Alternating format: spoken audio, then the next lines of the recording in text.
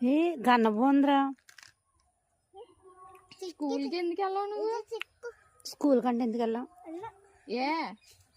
ఏం చేస్తా వెళ్ళి ఎగ్ తినేసి 2 స్టోరీలు నేర్చుకుని వచ్చేయడమే కదా. మరేంటి ఒక స్టోరీ నేర్చుకుని వచ్చే. ఏ స్కూల్లో ఏం చెప్తుంది పాడేదాన్ని?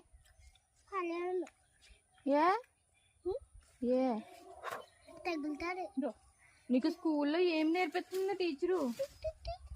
స్కూల్కి వెళ్తావా వెళ్ళవా నువ్వు అసలు?